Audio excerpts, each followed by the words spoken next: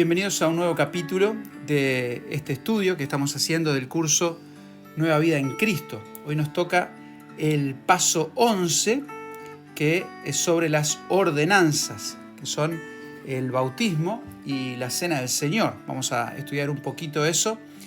Lo primero que tenemos, como siempre, es el verdadero o falso, esas frases que siempre nos sirven para meditar, pensar un poquito en el tema antes de entrar en el estudio propiamente dicho. Así que te invito a pausar el video un poquito, ir a buscar tu Biblia y ya estudiamos juntos esta lección. La primera frase de verdadero o falso dice: debo bautizarme para ir al cielo. Bueno, el tema del bautismo es un tema que hay diferentes posiciones dentro de los cristianos. Nosotros creemos que el bautismo no es necesario para ir al cielo. Entonces yo voy a poner falso.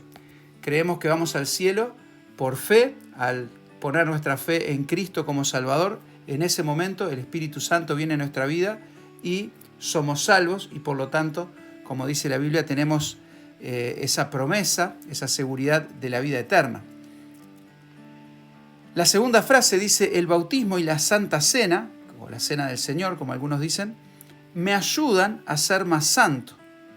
Acá podríamos intercambiar, ¿no? Te invito a que vos lo pienses un poquito. Yo acá voy a poner verdadero, pero siempre hay que tener cuidado, ¿no? Como digo, tanto el verdadero como falso, según cómo uno interprete la frase, le puede justificar poner verdadero o falso. Yo, si dijera falso, diría que es falso porque el bautismo en sí y la cena del Señor en sí no tienen poder. Nosotros no creemos que tengan un poder especial para hacernos más santos. No creemos que el agua nos lave, o no creemos que el pan y el vino en sí mismo, por comerlo, nos va a santificar. De hecho, se podría comer sin discernir lo que significa y eso hasta sería contraproducente. Ahora, ¿por qué yo digo que puede ser verdadero? Porque tanto el bautismo como la cena del Señor son mandamientos que Jesús mismo dejó para sus seguidores. Y la santidad tiene que ver básicamente con obediencia al Señor. Entonces, si yo no obedezco esos mandamientos del Señor, esas ordenanzas, que son bautizarme y recordarlo en la cena del Señor, entonces difícilmente yo pueda crecer en santidad si estoy desobedeciendo eso que es tan básico. Así que es una frase muy interesante, una afirmación muy interesante para discutir. Y como digo, yo sé que hay cristianos evangélicos y hay cristianos de otras tradiciones, ¿no? Católicos y presbiterianos, luteranos, ¿no? Que ellos le dan otro valor al bautismo, también tienen sus razones, pero en nuestra iglesia nosotros lo entendemos así. El tercer punto, la tercera pregunta dice: los elementos de la Santa Cena, de la Cena del Señor, simbolizan la sangre y el cuerpo de Cristo. Acá yo voy a poner verdadero. Nosotros creemos que son un memorial, que el pan es pan y no se transforma en nada, y la copa es de vino o en algunos lugares de jugo de uva y tampoco se transforma en nada. Creemos que son simplemente símbolos, pero no por ser símbolos dejan de ser importantes, porque lo que están representando es la obra de la cruz, lo que Jesús hizo por nosotros, su cuerpo entregado, su sangre derramada, como vamos a ver, y eso hace que sea un tiempo muy importante y que esos símbolos hay que participar de ellos con solemnidad, con respeto y sobre todo discerniendo lo que eso significa. Vamos entonces ahora al estudio propiamente dicho. La primera parte dice: el bautismo, la primera ordenanza, antes de ascender al Padre en el cielo, Jesús mandó a hacer discípulos a todas las naciones. Según Mateo 28, 19 y 20, cuando alguien se hace discípulo de Cristo, ¿cuál es el primer paso que debe cumplir? Ahí, como siempre, me gusta leer las citas. Este curso tiene esa particularidad que es básicamente una guía para leer la Biblia y nosotros sacar las enseñanzas. Así que vamos ahí a Mateo, capítulo 28, del versículo 19 al 20 dice: por tanto, id. En el 18 dice: toda potestad me es dada en el cielo y en la tierra. Por tanto, id y haced discípulos a todas las naciones, bautizándolos en el nombre del Padre y del Hijo y del Espíritu Santo, enseñándoles que guarden todas las cosas que os he mandado, y aquí yo estoy con vosotros todos los días hasta el fin del mundo. Entonces, el primer paso, lo primero que dice en este versículo es bautizar, ¿no? Entonces, el primer paso es el bautismo. Debería ser el primer paso que un nuevo creyente da en obediencia al Señor. Dice, el bautismo no es opcional, sino es un mandato para ser obedecido por cada creyente. Y personalmente creo que debe ser algo muy rápido después de la conversión. Después que una persona entiende el Evangelio, entiende el mensaje de salvación, acepta el regalo de Dios de la salvación a través de Jesucristo, cree en Cristo, inmediatamente debería ser bautizado. Claro que hay algunas iglesias que postergan explicando algunas cosas de las doctrinas, enseñanzas antes de bautizar, pero personalmente, leyendo el Nuevo Testamento, da la impresión que cuando una persona creía, inmediatamente era bautizada, ese primer paso de obediencia de cada creyente al Señor. Dice, el bautismo no es requisito para ser salvo, lo que leíamos más arriba o discutíamos más arriba en el verdadero o falso, sino el resultado de que ya soy salvo. Es decir, no me bautizo para ser salvo, sino que me bautizo porque soy salvo. En el caso del carcelero de Filipos, ¿cuál fue el único requisito para la salvación? ¿No? Ahí nos da la cita Hechos 16:31, un pasaje muy conocido cuando estaban Pablo y Silas encarcelados, y ahí hubo un terremoto, se abrieron las celdas, este carcelero pensó que todos se habían escapado y se iba a matar. Y en ese momento Pablo interviene y le dice, no te hagas daño, y este hombre le dice, ¿qué debo hacer para ser salvo? ¿No? Esa pregunta tan profunda, y la respuesta de Pablo fue, cree en el Señor Jesucristo y serás salvo tú y tu casa, ¿no? Ahora dice, lo sigo leyendo porque es interesante, ¿no?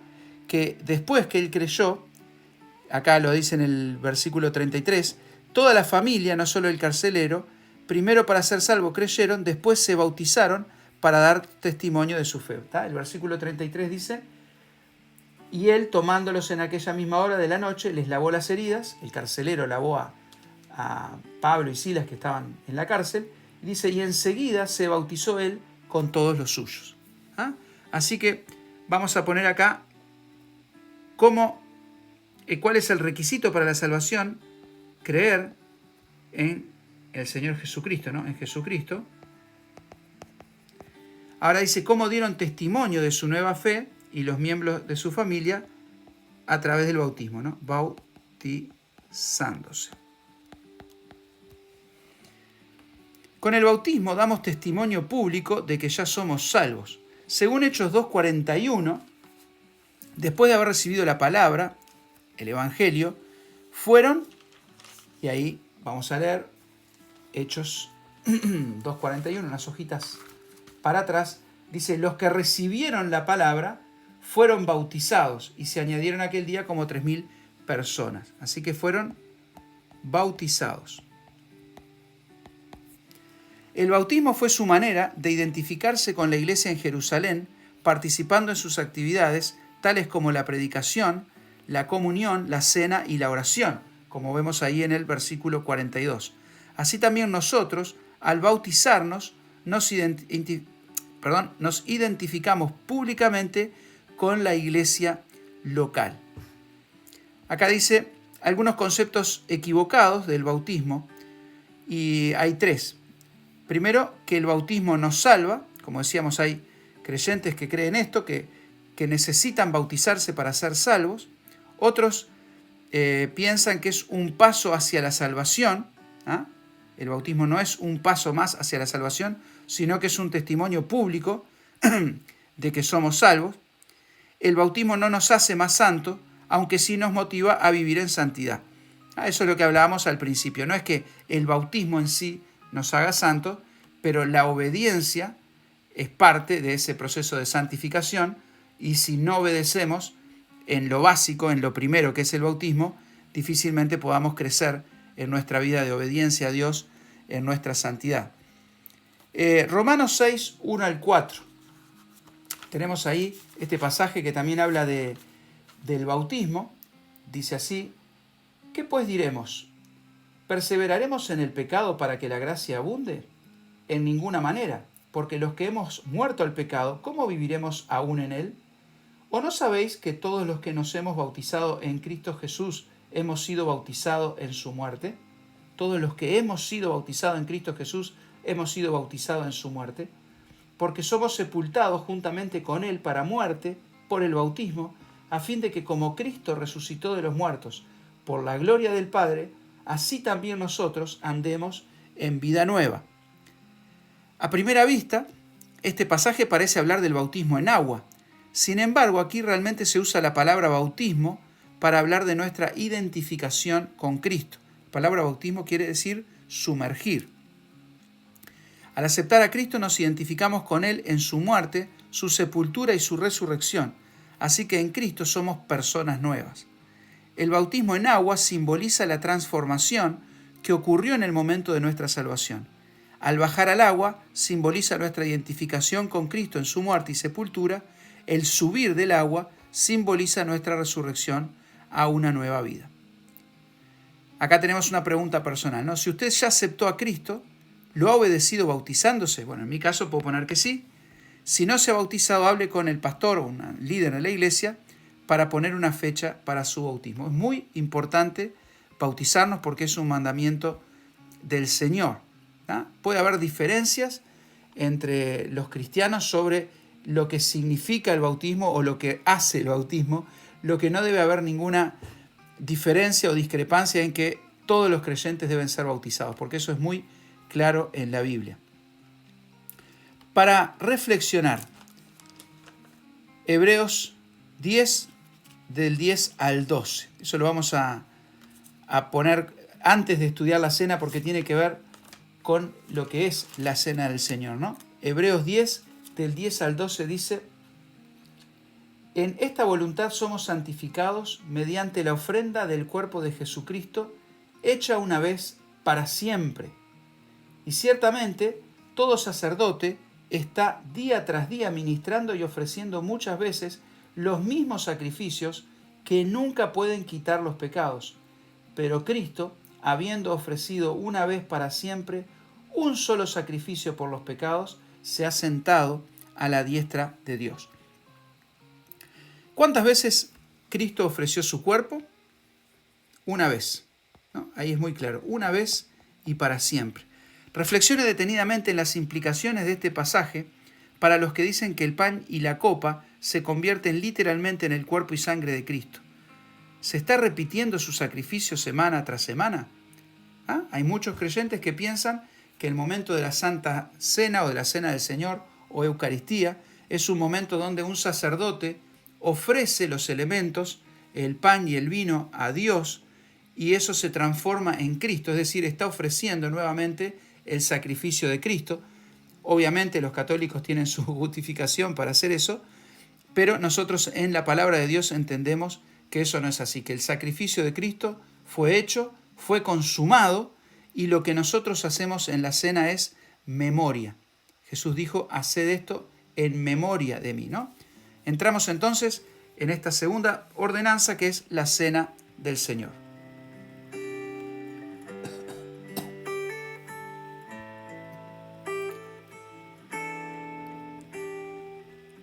La Santa Cena fue instituida por el Señor Jesucristo la noche que fue entregado, como señal del compromiso del nuevo pacto.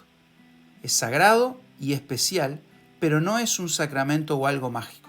Como señal de compromiso es sagrado, pero no es un sacramento. En 1 Corintios 11, 23 y 26 tenemos la enseñanza del apóstol Pablo, sobre la cena del Señor. A mí me gusta decir cena del Señor porque es el término que aparece en la Biblia. A otros hermanos, como acá en el curso, les gusta decir Santa Cena. Pero Pablo acá en el capítulo 11, versículo 23 al 26 dice: porque yo recibí del Señor lo que también os he entregado, que el Señor Jesús, la noche que fue entregado, tomó pan, y habiendo dado gracias, lo partió y dijo: tomad, comed, esto es mi cuerpo que por vosotros es partido, haced esto en memoria de mí. Asimismo tomó la copa, después de haber cenado, diciendo: esta copa es el nuevo pacto en mi sangre, haced esto todas las veces que la bebiereis en memoria de mí. Así pues, todas las veces que comiereis este pan y bebiereis esta copa, la muerte del Señor anunciáis hasta que Él venga. ¿Qué anunciamos? La muerte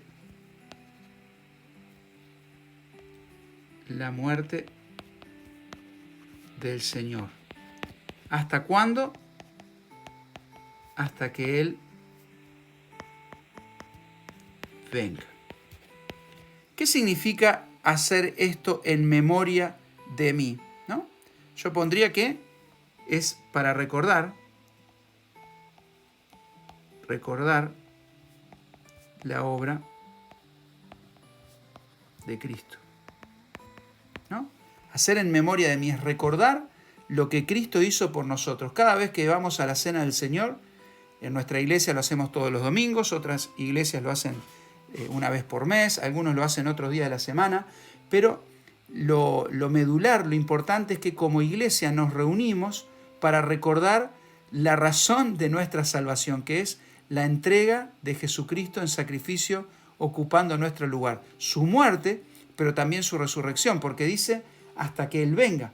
Entonces la cena del Señor implica un anuncio de la victoria de Cristo en la cruz a nuestro favor. Este pasaje nos enseña el significado de la cena del Señor. Es un recordatorio de la obra de Cristo, de su sacrificio en la cruz por nosotros y también de su promesa de volver, ¿no? De su segunda venida. Según los versículos 24 y 25, ¿qué simbolizan el pan y la copa? Bueno, el pan simboliza el cuerpo de Cristo, entregado, ¿no? Y como dice acá, que por vosotros es partido, ¿no? Partido. Por eso es algo lindo. En nuestra iglesia tenemos la costumbre de tener el pan entero, que también tiene simbología, un pan, y partirlo, así como Cristo fue partido, fue lacerado, fue crucificado por cada uno de nosotros. Y la copa nos recuerda, es el pacto en su sangre, ¿no? El nuevo pacto en la sangre de Cristo. Recordamos que el antiguo pacto, allá en la época de Moisés, también hubo derramamiento de sangre, pero era sangre de animales, y cuando el pueblo de Israel hace ese pacto con Dios, cuando es entregada la ley, ese pacto había sido efectuado mediante sangre de animales. Pero ahora Jesucristo, en esa celebración tradicional judía que era la Pascua, ahora da un nuevo significado al pan y al vino. El significado ya no es algún animal que murió para sellar aquel pacto, sino que ahora es la sangre de Cristo derramada a nuestro favor y tenemos ahora entrada a la presencia de Dios, promesa de vida eterna, y ese es el nuevo pacto que Dios hace con nosotros. Todo aquel que cree en Cristo tiene vida eterna, y eso lo recordamos cada vez que comemos el pan y bebemos la copa. Dice, ahora lea 1 Corintios 11, 27 al 31. De manera que cualquiera que comiere este pan o bebiere esta copa del Señor indignamente, será culpado del cuerpo y de la sangre del Señor. Por tanto, pruébese cada uno a sí mismo y coma así del pan y beba de la copa. Porque el que come y bebe indignamente, sin discernir el cuerpo del Señor, juicio come y bebe para sí. Por lo cual hay muchos enfermos y debilitados entre vosotros, y muchos duermen. Si pues nos examinásemos a nosotros mismos, no seríamos juzgados. Entonces, el versículo 28 dice que antes de participar de la cena debemos probarnos cada uno. Para usted, ¿qué significa esa acción? Bueno, esta es una pregunta muy amplia. Yo creo que tiene que ver en parte con confesar nuestros pecados. Creo que tiene que ver también con reconciliarme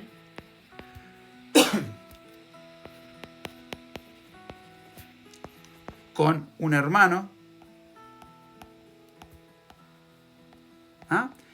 Cuando Pablo habla del cuerpo, también dice que el pan simboliza el cuerpo, que es la iglesia, también la unidad de la iglesia, y yo no puedo participar del cuerpo de Cristo, no puedo decir que estoy en comunión con el Señor si estoy peleado con un hermano.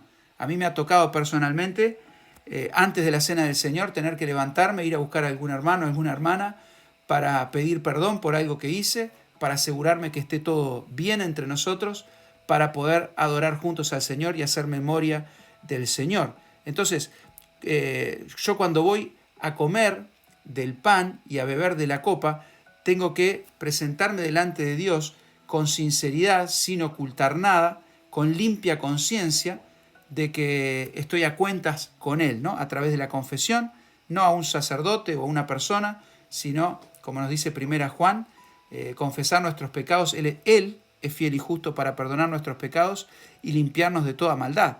Y también creo que tiene esa otra connotación de pensar en cómo está mi relación con los hermanos de la iglesia. Jesús decía a los judíos en esa época que si iban a adorar al templo y tenían problema con alguien, estaban enemistados con alguien, mejor era dejar la ofrenda, ir a reconciliarse y después sí ir y adorar a Dios.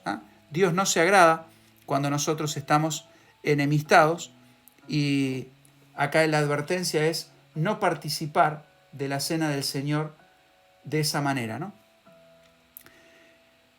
Me gustaría, si tienen algún comentario sobre eso, o sobre cualquiera de las preguntas, lo puedan dejar escrito en la sección de comentarios para poder enriquecer esto para otros hermanos.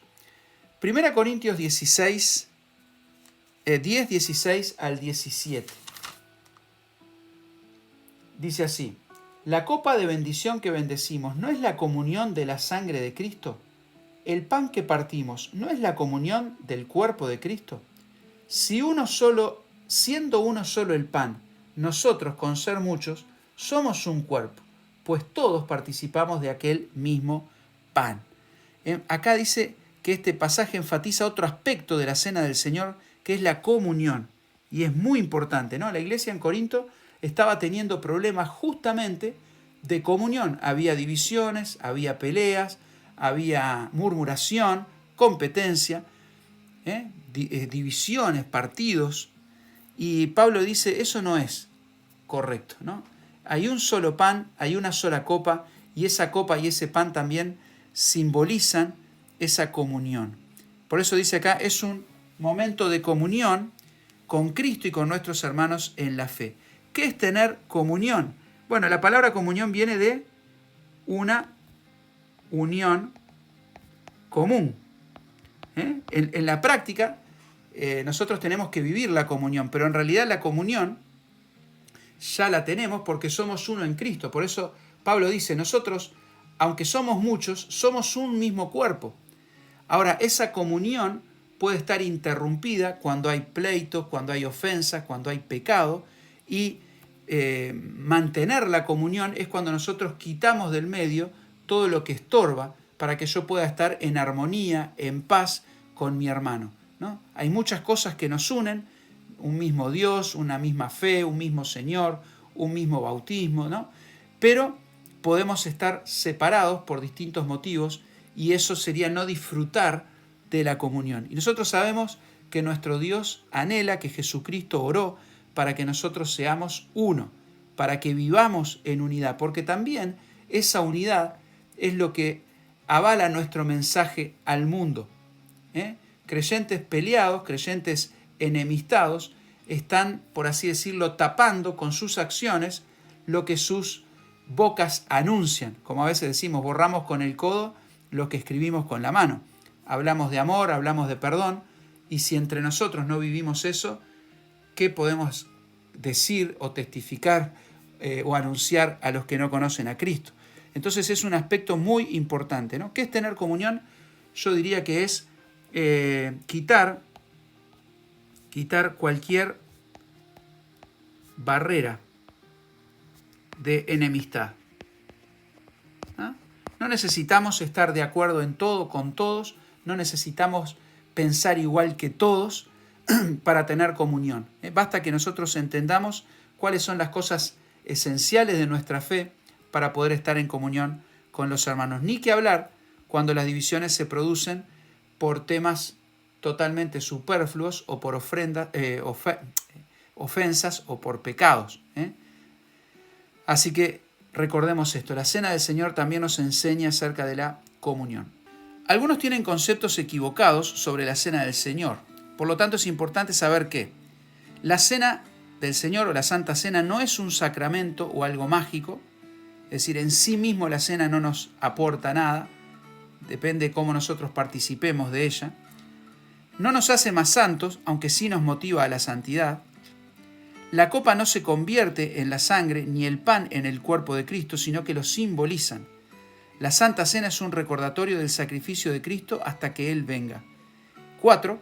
Es un acto de obediencia y un momento de comunión con Cristo y con nuestros hermanos en la fe. Así terminamos esta lección 11 de nuestro curso, pero quedan algunas tareas, unos desafíos para que ustedes puedan hacer durante la semana. Lo primero es leer Santiago, la carta de Santiago, los capítulos 1 al 5, toda la carta de Santiago, el Salmo 19 y el Salmo 27, leyendo un capítulo por día. Y también memorizar el texto que leímos anteriormente, Mateo 28, 19. Por tanto, id y haced discípulos a todas las naciones, bautizándolos en el nombre del Padre, del Hijo y del Espíritu Santo. Muchas gracias por haber escuchado, espero que haya sido de bendición. Cualquier duda o comentario lo pueden dejar y con gusto lo responderé. Que Dios les bendiga.